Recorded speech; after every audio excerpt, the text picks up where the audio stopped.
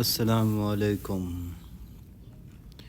معاشرے میں بے دینی، بے حیائی اور بے راہ روی کا سب سے بڑا اور بنیادی سبب عورتوں کا بے پردہ ہو کر پھرنا ہے۔ عورتوں کے بے پردہ پھرنے سے مردوں کے دلوں سے ان کا احترام اور عزت کم ہو جاتی ہے۔ بے پردہ پھرنا کافر اور فاسق عورتوں کے ساتھ مشابہت اختیار کرنا ہے۔ بے پردہ پھرنے سے عورت آوارہ گرد اور اوباش لوگوں کی نظروں کا نشانہ بن جاتی ہے اور بسا اوقات ایسے لوگوں کے ہاتھوں سے اسے نقصان اور ضرر بھی پہنچ جاتا ہے۔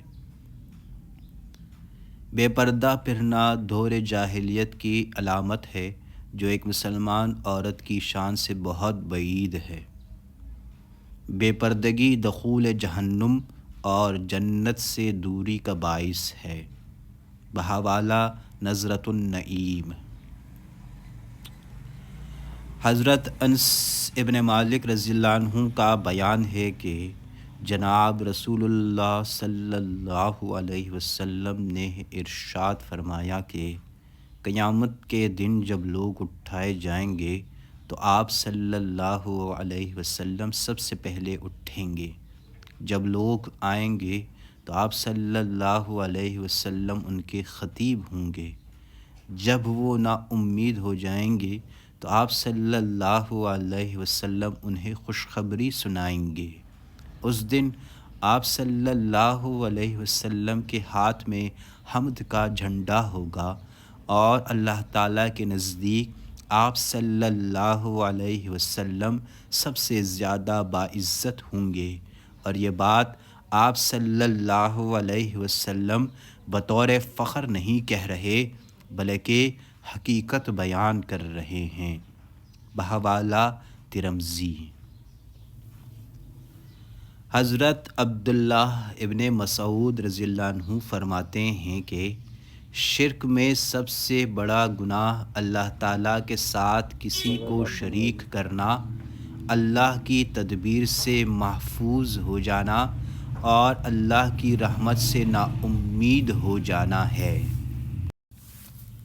ابو حاتم سجستانی فرماتے ہیں کہ جب حوادث اور مصائب کی یلغار ہو جائے اور ان کے ازالہ کی کوئی صورت نظر نہ آئے اور نہ کوئی حیلہ اور تدبیر فائدہ دے تو امید رکھو کہ اللہ تعالیٰ دعائیں قبول کرنے والا ہے اور وہ کوئی نہ کوئی مددگار بھیجنے والا ہے اور وسعت اور کشادگی کا وقت قریب ہے۔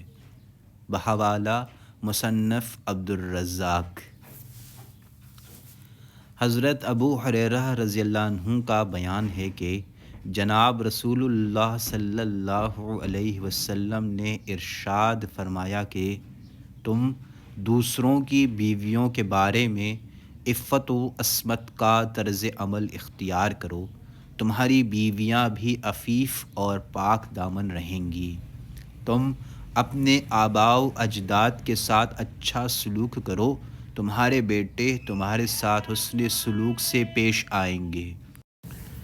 جس کے پاس اس کا کوئی مسلمان بھائی معذرت کے لیے آئے اسے اس کا عذر قبول کر لینا چاہیے، خواہ وہ حق پر ہو یا باطل پر۔ جو ایسا نہیں کرے گا وہ آپ صلی اللہ علیہ وسلم کے پاس حوض کوثر پر نہیں آئے گا۔ بحوالہ الترغیب و الترتیب۔ ایک دانا اور عقلمند شخص نے اپنے بیٹے کو نصیحت کرتے ہوا کہا کہ جانے پدر، جیسے بات چیت اور گفتگو کا سلیقہ اور انداز سیکھتے ہو اسی طرح اچھی بات اور نصیحت غور سے سننے کا طریقہ اور سلیقہ بھی سیکھو۔ گفتگو کرنے اور دوسروں کی بات سننے کے حوالے سے تمہارا طرز عمل تمہارے اپنے دوستوں اور احباب پر واضح ہونا چاہیے۔